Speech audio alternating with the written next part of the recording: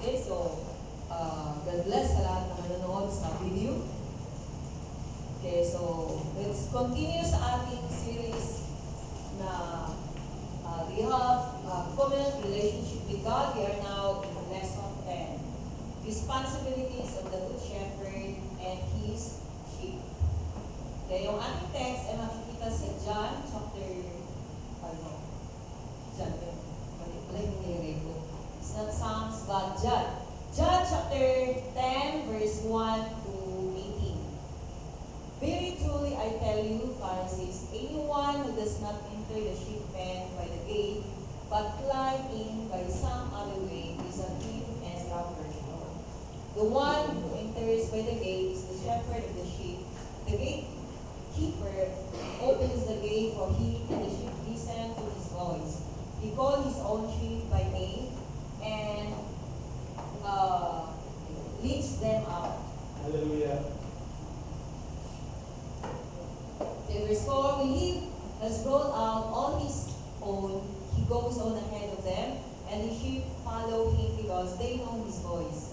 But they will never follow a stranger. In fact, they will run away from him because they do not recognize a stranger's voice. Verse 6, Jesus used the figure of speech, but the Pharisees did not understand what he was telling them. 7, therefore Jesus said again, very truly I tell you, I am the gate for the sheep. All who have come before me are thieves and rulers, but the sheep have not listened to them. Robbers pala. I am the gate, whoever enters through me will be saved. They will come in and go out and find pastures. The thief comes only to steal and kill and destroy. I have come that they may have life and have it to the full. I am the good shepherd. The good shepherd lays down his life for the sheep. The hired hand is not the shepherd and does not own the sheep. So when he sees the wolf coming, he abandons the sheep and runs away. Then the wolf attacks the flock and scatters it. The man runs away because he is a hired hand and cares nothing for the sheep. I am the good shepherd. I know my sheep, and my sheep know me.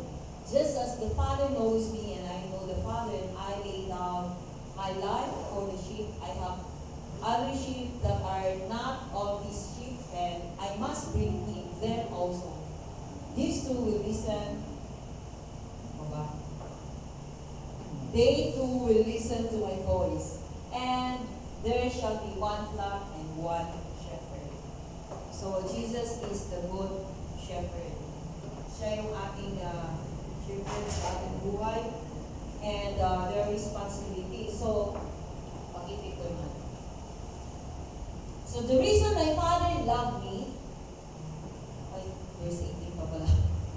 The reason my Father loves me is that lay down my life only to take it up again. No one takes it from me, but I lay it down of my own accord. I have authority to lay it down and authority to take it up again. This command I received from my Father. So yun hanggang verse 18. So si Jesus Christ, He laid down His life. Hindi siya pinilit, kundi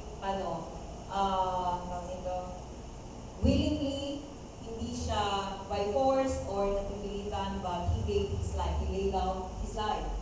Okay, so next slide. Okay. So dati, abang ko naririnig nyo din ito, na kapag may Jesus ka, you are already complete. So I don't really understand. Before I didn't fully understand, when people said, Jesus is more than enough for me. He is my all, He completes my life. Ang isip ko dati, I thought they were only referring to spiritual matters. I thought I was already complete simply because I was saved. Ganon din ba kayo? Dati pag sinabi, yes, I am complete in Jesus. Kasi alam ko, ligtas ako. Yan lang yung alam ko. I am complete in Jesus. Di ba, lagi nyo nakikita, nakapost na kahit daw mayroon kang lahat, kung wala ka ng Jesus sa heart mo, empty pa rin yung buhay. So, yun yung nakikita lagi. Or useless daw yung success, yung wealth, yung anumang achievement na meron ka,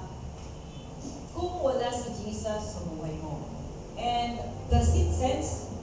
Sa'yo, pag narinig mo yun, anong pagkaunawa mo? Ano yung understanding about that? How are you going to relate that in your life? Kung siya yung complete, if Jesus completed my life, kung tignan mo ang buhay mo, sitwasyon mo, does it really relate to that verse that Jesus completes my life? Ano bang ibig sabihin nito? Next naman. I often heard the phrase, if you have God, you have everything. But I didn't really understand what it means. How could that be true? How could that idea actually change the way I see life? Kapag sinabing si Jesus ang nagkumpleto sa buhay ko, nababago ba yung pananaw mo, paningin mo sa buhay? Okay. Paano mo yun i-apply sa daily life? Or is just a phrase na naririnig mo? Paano i-relate sa buhay yun? Jesus completed my life. Ang problema yung phrases ang dami. So, kung titignan mo yung kalagayan mo, does it jive with what when you say, Jesus completed my life? Ano ba yun? Next. I began asking deeper questions. What does this truth really mean for me? Ganun din ba yung sa inyo dati? Because for me, I love to meditate. Kung ano yung sinasabi ng Bible, i-relate mo sa araw-araw mo. I-relate mo sa buhay mo. What does this truth really mean to me or for me? How should it affect the way I think, live, and respond every day? So dapat ay may apply mo sa buhay.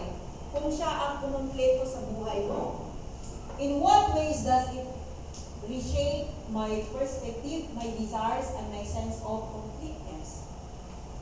At dami nagsasabi, Jesus completed my life. Pero sinasabi niya sa boyfriend niya, you completed my life. Saan ba yun ang totoo? Di ba? Parang kulang ang buhay ko. Pero sinasabi, if you have God, you have everything. Eh bakit kung walang boyfriend, parang kulang ang buhay? So, iba sinasabi, iba yung nararamdaman. So, ano kaya ibig sabihin nun? So, how are you going to relate that? Okay, next. So, Jesus is the Word. Ito yung sagot. Bakit sinasabi na Jesus completed my life? Because if you don't understand this, hindi mo, saying Jesus completed my life doesn't make sense. Parang walang kabuluhan. It's only by praise. Or, kapi-kapi ka lang na sinasabi ng iba, ikaw ang nagkumpleto ng buhay ko, Lord. Or, kapag, if you have God in your life, you are complete. Yun yung karamihan na naririnig. Pero, ano ba talaga ang ibig sabihin? Now, as I journey in my Christian life, these are my relation. God has shown to me. Jesus is the Word na pag-aralan natin the previous Sundays. The Word, the light, the bread, the way, the truth, and the life. Napag-aralan natin yon. And, if He is the Word, then the Word is the Bible. Siya tinawag na Word, Jesus Christ, diba John 1:1? In the beginning was the Word, and the Word was with God. So therefore, if He is the Word, siya yung salita, idea container, diba? He is the light. Diba yung light means the knowledge of the truth. Katotohanan. And truth is found in the Bible. If He is the bread, di ba sabi, man shall not live on bread alone, but by every word. So, if He is in the bread, then He is nourishment we receive through the word. If He is the way, the truth, and the life, then everything we need is revealed in Him through the word or the Bible. So, you will never understand, it doesn't make sense to you kapag ka hindi mo binuksan, binasa yung Bible, walang kabuluhan para sa'yo pag sinabing, Jesus completed my life. Are you following? Pag naintindihan mo lang na si Jesus Christ pala ang Word, siya ang light, siya yung truth, siya yung bread, pag naintindihan mo yan na sinasabi sa Bible, saka mo lang ma-appreciate, it will make sense. Jesus completed my life. Paano yan may-reveal? Paano maintindihan? Through the Bible, the manual of life. Amen. Are you following? So, kailangan mong unawain, intindihin, kasi kapag hindi, yung sinasabi na, you will never appropriate what you don't understand. You will never apply, you can never apply what you don't understand. So pag di mo naintindihan ito, hindi mo pwedeng sabihin na saying Jesus completed my life doesn't make sense unless we understand. Because it is only revealed through the Bible. Kasi siya yung Word. Hello, are you here? Yes. Gusto mo ba na yung sinasabing Jesus completed my life, maranasan? Amen. Yeah, He completed my life. Hindi ka na maghahanap ng pagmamahal ng iba. Hindi kailangan mo kasi ng inspiration. If Jesus completed my life, why do you still need other or people to inspire you? Na kung si Jesus ang nag-complete sa buhay mo. Because many people don't understand. Kaya gusto ng Lord maintindihan at maranasan natin. So alam natin na kapag naintindihan He is the light, hindi ka na mamumuhay sa darkness or ignorance. So, in order to be complete, kailangan maintindihan mo sino si Jesus Christ to have a relationship with Him. So now, it makes sense. Does it make sense to you now that when you say, Jesus completed my life? Amen. Because you understand. Next. Jesus completes my life.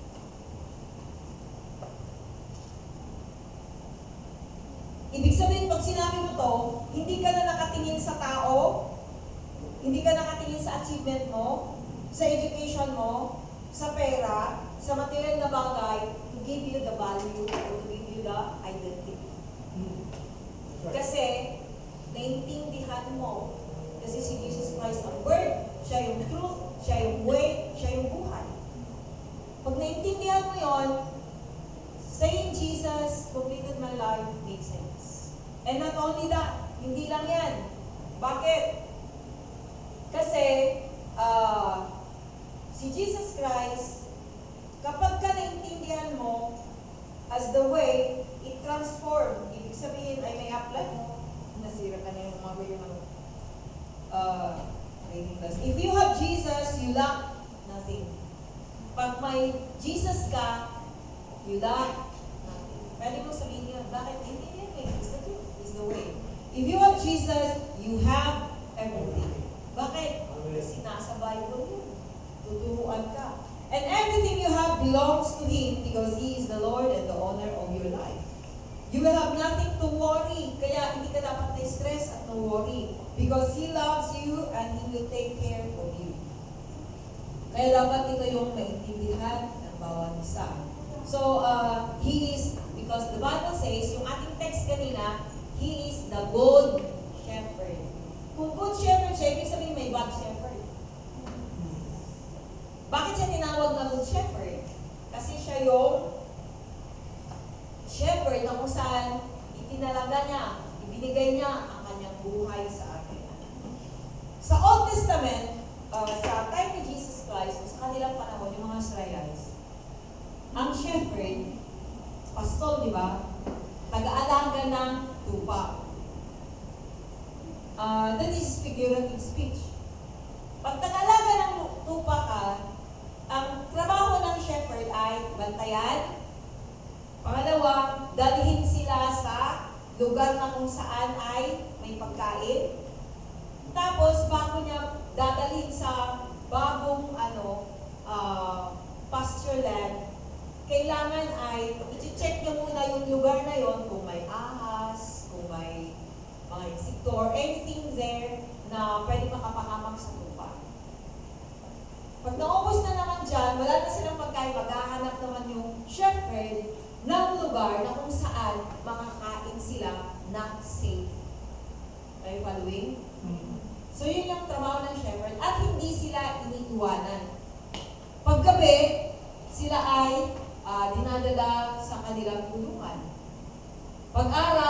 palabasin naman sila, pero hindi sila iiwanan. Nakagaya ng mga pastor na mga kalabaw, yung mga iiwanan, itatali lang nila, tapos iiwanan. Pero ang shepherd ng mga sheep, hindi sila iniiwanan, binabantayan sila.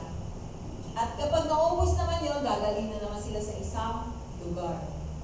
At pinakamatigas daw na ulo ay ng hayop, pinakamatigas na ulo, hayop ay mga pasaway ay mga tupa. Kaya kailangan sila bantayan. Kasi matitigas yung kanilang ulo. Tayo ay kinumpara sa lupa. So, ibig sabihin matitigas ang ulo natin. But God, yung sinasabi na He is the shepherd, ibig sabihin ay binabantayan. Hindi niya iniiwanan. Bakit? Kasi ang tupa, matigas ang ulo, bantayan niya dapat. Pangalawa, sila yung mga hayop na kung ano lang, kilala nila yung boses ng kanilang shepherd. Hindi sila, yung binasa natin kanina, hindi sila makikinig sa iba. Ang pinapakinggan lang ng mga sheep ay ang kanilang shepherd. Wala sila nakikinig sa stranger. Yung sheep lang, ay yung shepherd lang yung kanilang pinapakinggan. Hello? Yes. Yun yung kanila ang naman ng sheep. And si Jesus Christ, pag tinawag siya na good shepherd, He was willing to give, He was willing to lay down His life for you and me. At hindi kanya iiwanan. Kasi shepherd siya, di ba? We are His sheep if we recognize Him as our sheep, or our shepherd. So, ang isang shepherd ay mayroong responsibility at ang sheep ay may responsibility rin. Now, if you want to have a covenant relationship with Jesus Christ as shepherd, mayroon kang responsibility. God has also His responsibility. So, every human being who desires to have a covenant relationship with Him must recognize the responsibilities of the shepherd and sheep. Kailangan alamin natin ano yung responsibility mo.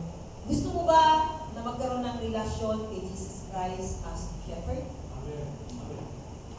So, what are the responsibilities of the shepherd? Tignan muna natin ang responsibility ni Jesus Christ as good shepherd. So, what are the responsibilities of the shepherd and the sheep? Una, responsibilities of the good shepherd. Okay, so what are His responsibilities? Binasa natin kanina. Una-una, He laid down His life for His sheep. Handa niyang ibigay ang buhay niya sa iyo. I am, John chapter 10, verse 14, 15, 17, 18. I am the good shepherd. I know my sheep, and my sheep know me. Kilala siya. Just as the Father knows me, and I know the Father, I lay down my life for the sheep.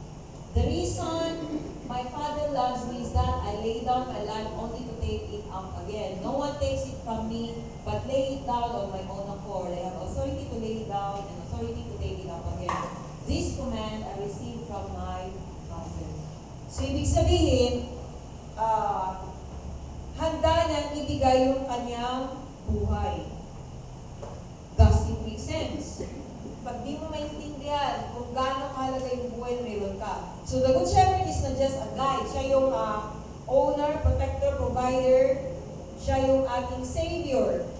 At hindi kanya iiwanan. He commits and does not, He will not neglect, and He is willing to sacrifice. So, the good shepherd ay handa niyang ibigay yung kanyang buhay. So, Jesus died on the cross. Namatay si Jesus Christ, hindi bilang isang biktima, kundi bilang isang tagapagligtas. So, kagaya ng isang magulang, handa niyang ibigay yung kanyang lahat para sa kanyang anak, yung magulang, di ba? And infinitely greater, He gave His life for us. So, receive His sacrifice personally, not intellectually. Tanggapin mo yung sacrifice ni Jesus Christ Stop trying to earn what He has already given freely. Anong binigay niya? Salvation. Anong binigay niya? Freely He gave His life for you. Binigay niya, live a life worthy of the price He paid on the cross. He paid the price on the cross. Surrender fully because partial surrender dishonors full sacrifice. Ang tanong, do you truly value the life He gave for you? Or are you living as if it cost nothing? Pinapahalagahan mo ba yung buhay na binigay niya sa iyo? Pangalawa, He calls His sheep by name. Tinatawag ka sa pangalan. Pag tinawag bang pangalan niyo, anong naramdaman niyo? Masarap pakiramdam pag tinawag pangalan niyo. Because they know you. Kilala ka. Tinawag pangalan eh. Ibig sabihin, na-appreciate ka. Kilala ka ni Jesus Christ. Sabi dito, verse 3, chapter 10 ito ng John 3 and 16. The gatekeeper opens the gate for him and the sheep listen to his voice. He calls his own sheep by name and leads them out. Ibig sabihin, kilala ka ni God. I have other sheep that are not of this sheep pen. I must bring them also. They too will listen to my voice, and there shall be one flock and one shepherd. So, the good shepherd knows you personally. Kilala ka ni Jesus. You are not just part of the crowd. Kilala ka niya. And stop looking for validation ng iba. Dahil kilala ka ni Jesus Christ. Hindi mo kailangan na i-appreciate pa. Ayaw mo dyan kasi hindi mo na ako ina-appreciate. Kilala ka ni God. Kilala ka ni Jesus. Jesus called His disciples one by one. Hindi ka man kilala ng tao, kilala ka ni God. Amen. Praise God. What does it mean? Does it make sense? Yes. Pag kilala ka ni God, mahalaga ka. You are special. He call you by name. Hindi ka man kilala ng tao, hindi ka man pinapansin ng mga tao, don't worry. God knows you. So, kung kilala ka ni God, He recognizes you. You know His voice. Your struggles and your identity, alam niya din. Yung pinagdadaanan mo, alam niya din. Ang tanong, kinikilala mo ba siya? Kasi kilala ka niya eh. Kinikilala mo ba siya? So, build intimacy with Him through His Word daily. Kaya mahalaga yung pagbabasa ng Bible at yung ating daily devotion.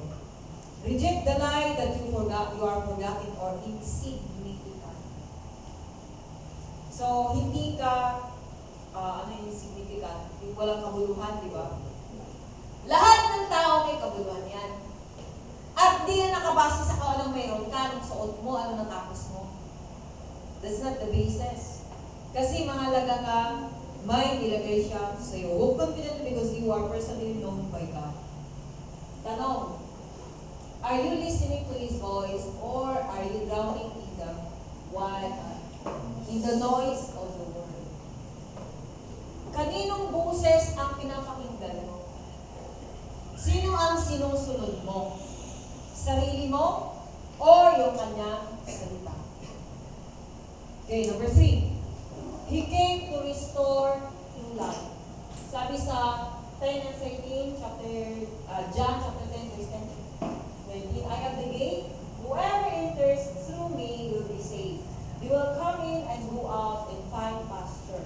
The thief comes only to steal and kill and destroy. I have come that they may have life and have it to the full.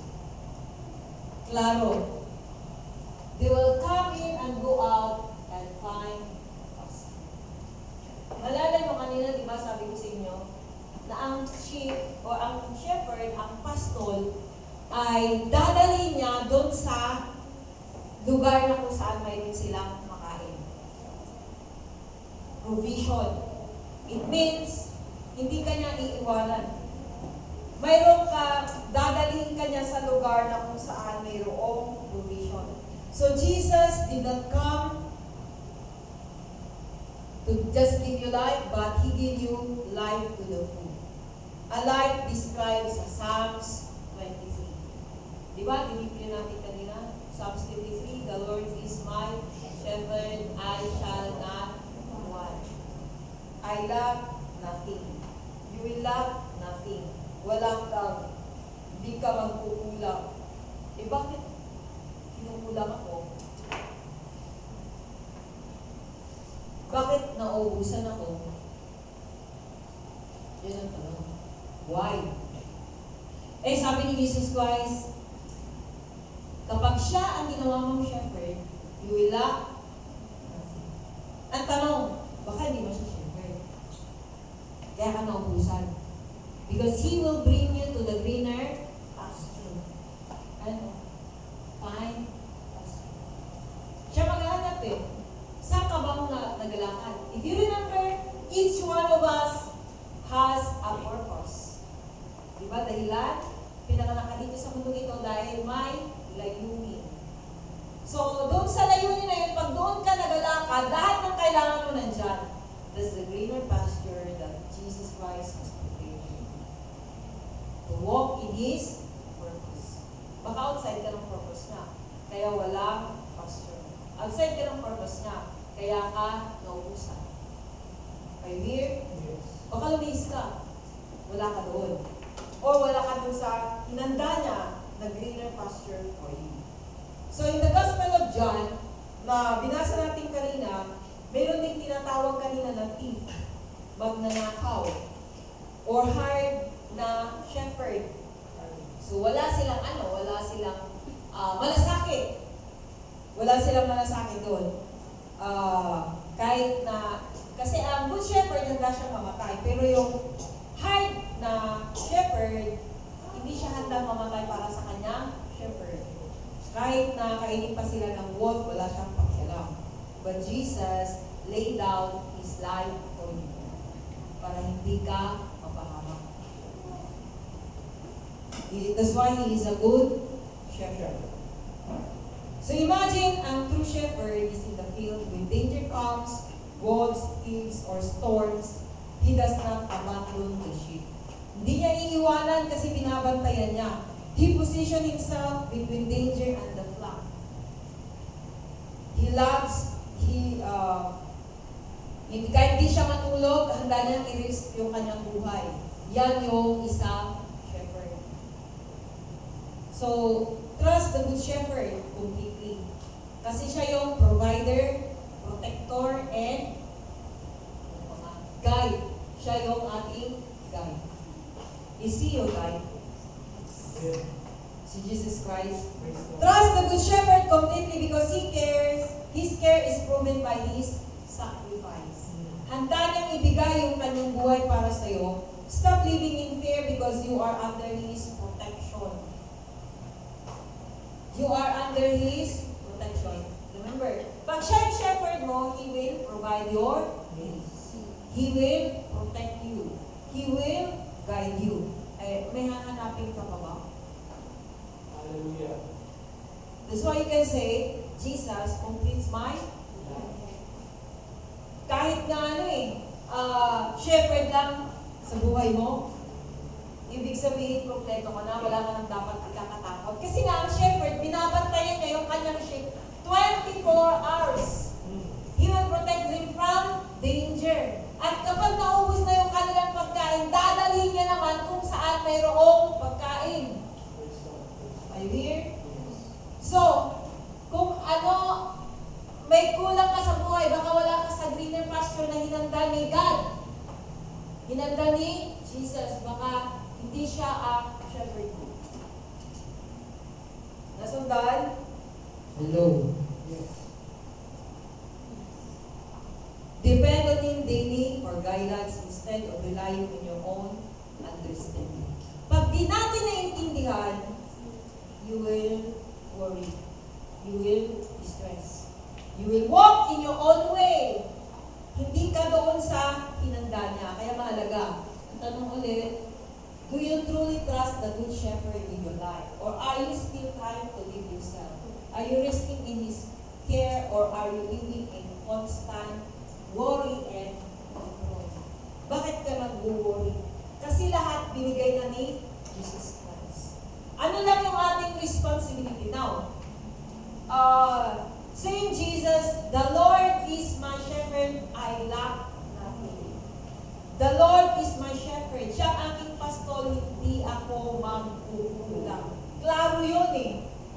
Pero bakit karamihan hindi nararanasan? Ito yung responsibility natin. Responsibilities of the sheep in a covenant relationship. Covenant, kailangan mayroon kang covenant relationship with Him. Para masabi mo, the Lord is my shepherd, I lack nothing. Next, a covenant is a long-lasting bond where both parties share the same desires, intentions, and purpose. It is a casual commitment. It is not casual, it is commitment. Commitment to Him.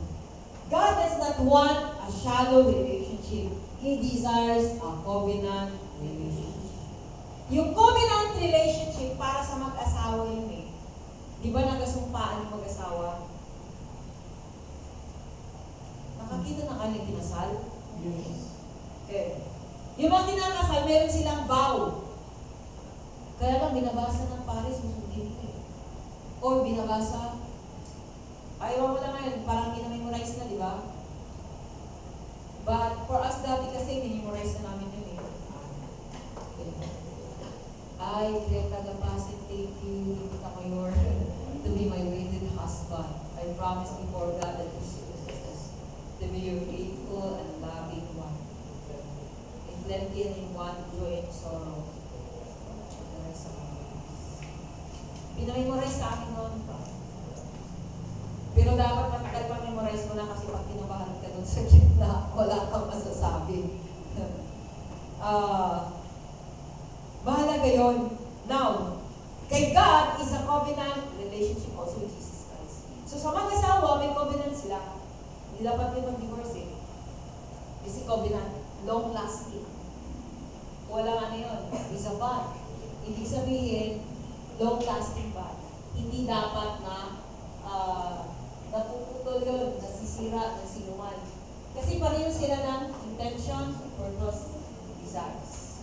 So, the purpose of God for our life is also our purpose. Kung anong layunin ni God sa buhay natin, yun din yung layunin natin. Kaya mayroon kang covenant relationship. Di ka pwedeng magkaroon ng covenant relationship kay God, kay Jesus Christ as shepherd, kung ang sarili mong agenda, sinusunod mo. You can never have a covenant relationship. Kasi pareho kayo eh. That's why you listen to His voice. That's why susunod ka. Kaya dapat alam mo kung ano yung purpose ni God sa buhay mo. Because you can never have a covenant relationship with Him. At pag wala kang covenant relationship sa Kanya, hindi mo mararanasan yung provision niya, yung kanyang protection, at yung kanyang guidance. So, hindi mo masasabing, the Lord is my shepherd, I shall not want. Kasi wala kang covenant relationship. Kaya dapat, mag-decision ka to have a covenant relationship with Him. The moment you decide na magkaroon ng covenant relationship with Jesus Christ as your shepherd, ibig sabihin, pareho kayo ng purpose. Yung agenda ni God, agenda mo din. Yung intention niya, intention mo din. Amen. Yung plano niya, plano mo din. Why? Because you have a covenant relationship. That's why a lot of people don't experience that. The Lord is my shepherd, I will lack nothing.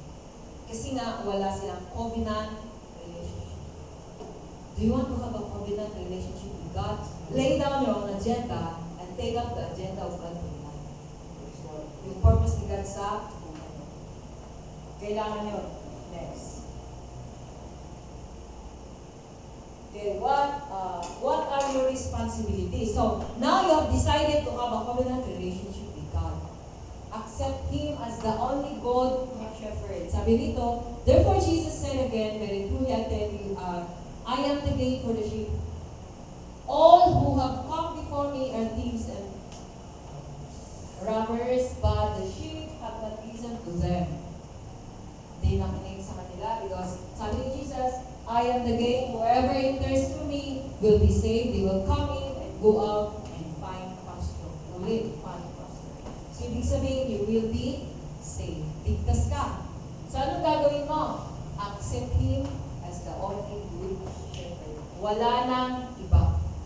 Sino ang iyong shepherd sa buhay mo? Ibig sabihin, siya yung sinusunod mo. Siya yung may authority sa buhay mo. Next. Jesus is the only gate. No, not religion, not people, not institution. There is no alternative, no substitute, and no second option. Walang pangalawang option, walang alternative, walang ibang choice. Siya lang. Walang iba sa kabitaw nila inside the parenthesis. Sino yung inside the parenthesis? Isa lang. It's only Jesus. Follow only the, is Jesus truly your only way or just one of many options? Isa lang dapat. It's only Jesus Christ. So place your full trust in Jesus alone. Stop depending on religion without relationship. Declare boldly that He is your only shepherd. So ulitin ko, kapag nag-decision ka na gawin siyang shepherd sa buhay mo, you have a covenant relationship. Lay down your own purpose at ang purpose ni God ang lalakad. Amen. Praise God. Kasi you have a covenant relationship. Okay, next. Pangalawa, follow only the good shepherd. Siya lang ang sundin mo siya. Siyempre, siya lang kinilala mo eh. Wala nang iba. So verse 4 and 5. When He has brought out all His own, He goes on ahead of them. And His sheep follow Him because they know His voice.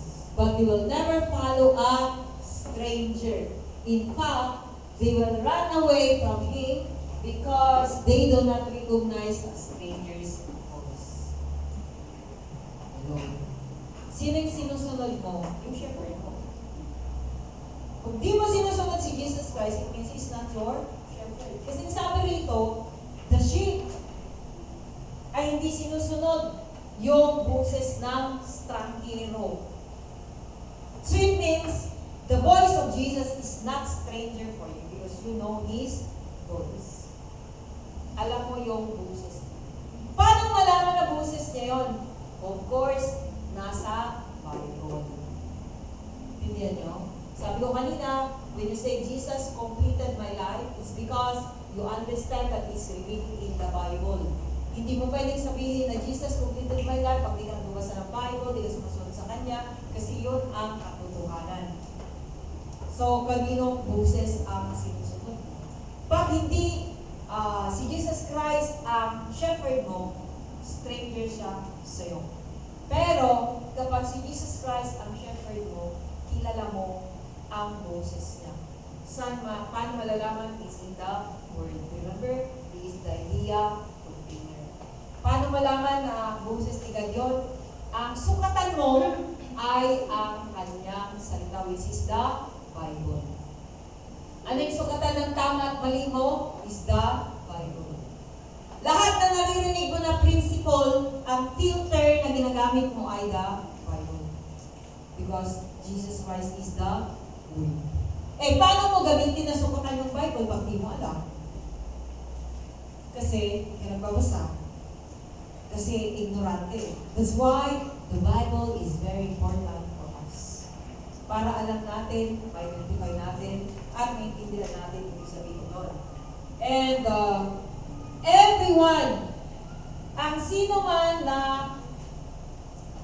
hindi siya tupa ni Jesus Christ, they will be bored to listen to the Word of God. Nabuburingan sila makinig sa salita ng Diyos.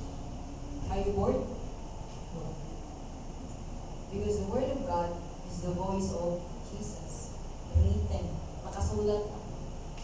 That's why each one of us, kapag kinilala natin, ni-recognize natin na si Jesus Christ ang ating shepherd, ibig sabihin ay yung Bible ang magiging sukatan mo ng tama at mali. Hindi reliyon, hindi yung sarili mong philosophy, hindi yung narinig mo lang na hindi angkop sa Bible. Lagi mong babalikan, ang sukatan mo is the Bible. Is the voice of Jesus. When I say, do you listen to the voice of Jesus, it means sinusunod mo yung nakasulat sa salita ng Diyos. Naintindihan? Amen. Are you following? Yes. Okay, next. Whose voice are you following? Yours, the world's, or the good shepherd? Pag tinanong, sino yung sinusunod mo? Sarili mo? Yung mundo? The principle of the world? Or sinasabi sa kanyang salita? When we say the good shepherd, we're talking about what he says in his word, the Bible.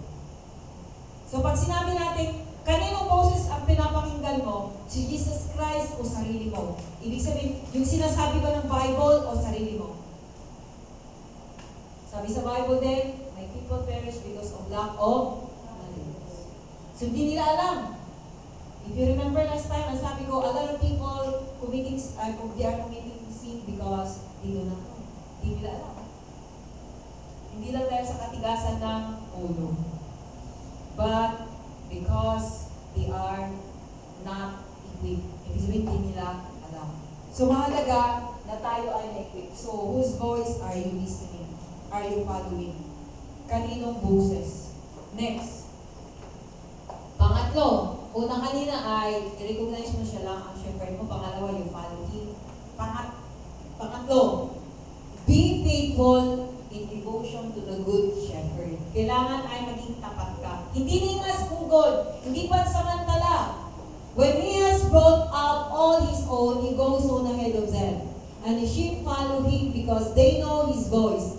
But they will never follow a stranger. In fact, they will run away from him because they do not recognize a stranger's voice. Ibig sabihin, pag di mo sinusunod yung salita ng Diyos, stranghero yung Bible verse. Hindi si Jesus Christ ang shepherd.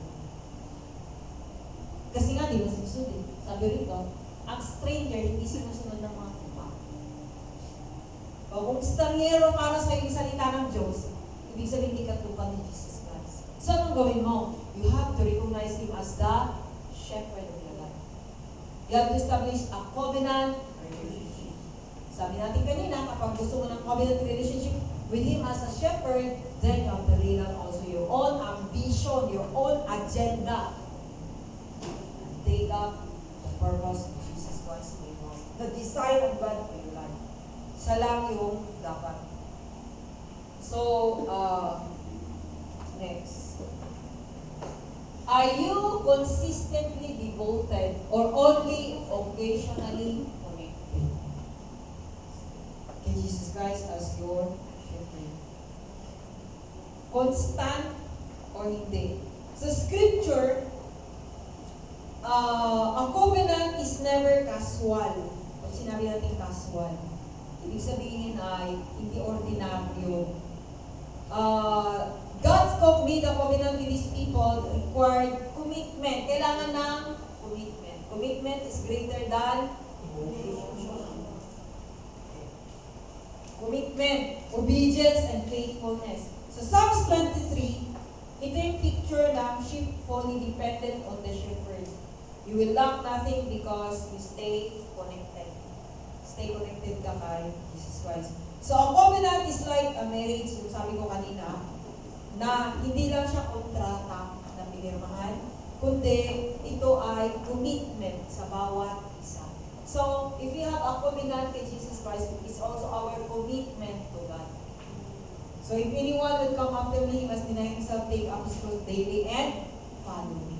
So, inuuna mo si Jesus Christ. God is already faithful, but the question is, are you faithful? Tapat ka rin ba sa Kanya? Tapat ka ba kay Jesus Christ? Next. So, are you treating your relationship with Jesus as a covenant or just or just something convenient? Or is your commitment consistent or does it depend on your feelings and situation? So, depende lang. Kumusta yung relationship mo kay Jesus Christ? Is it your commitment or depende lang? Are you serious with your commitment with Jesus Christ? Seryoso ka ba? Yeah. That you can say, I lack nothing. Kailan mo lang gusto? Ay, yun narinig natin, di ba? Pag-save ka kay Jesus, kung gusto lang naman. Sa kanila yun. But the truth is, when you make a decision, that's the beginning na kung saan, ay seryoso ka sa Kanya. Hindi, no? Siguro dati, hindi mo ba naintindihan, but this time, you understand. If you make a decision, to have a commitment, a relationship with Jesus Christ as your shepherd. Covenant, not just a relationship. Next. You cannot claim the shepherd if you refuse the responsibility of the sheep. Ano yung responsibility kanina? Recognize Him as the only good shepherd. Pangalawa, follow Him. Pangatlo, faithful. Be faithful. Ibig sabihin, commitment. Itinalaga mo. Sineryoso mo. You cannot enjoy His care if you reject His voice. You cannot receive His life if you ignore His authority. You are under His authority. Now, don't you know that if you have a relationship with Him, ibigay niya ang buhay para sa iyo. Anong buhay? Yung disenyo niya. Lastly, Jesus is not just an option. He is the only way. He is not just a helper. He is your shepherd. Di ba hindi ka iniiwanan? Amen. Pero hindi mo siya utusan because He is your shepherd. He is not just your present. He is calling your right name. Tinatawag, di ba? He calls you by name.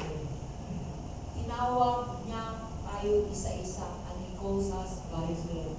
Bakit tinawag ka niya sa iyong pangalan? Because He knows you. Kilala ka. Ang tanong, do you want to respond to His voice? Do you want to respond to the call of God na kung saan tinatawag ka niya? And He is offering a covenant relationship with you. It's your decision. So, will you continue to listen to His voice? Continue living a partial life? Or continue resisting the shepherd? Or today, you decide, the Lord, I want to make you as my shepherd. A covenant relationship. You lay down your own agenda, your own purpose, your own ambition, at kung ano yung design ni God sa'yo ang lalakaran mo. Because each one of us, yung disenyo niya, yung buhay, I have come that you may have life, life more abundantly. Yun yung promise niya, yun yung pangako niya, yun yung disenyo niya sa bawat isa sa atin.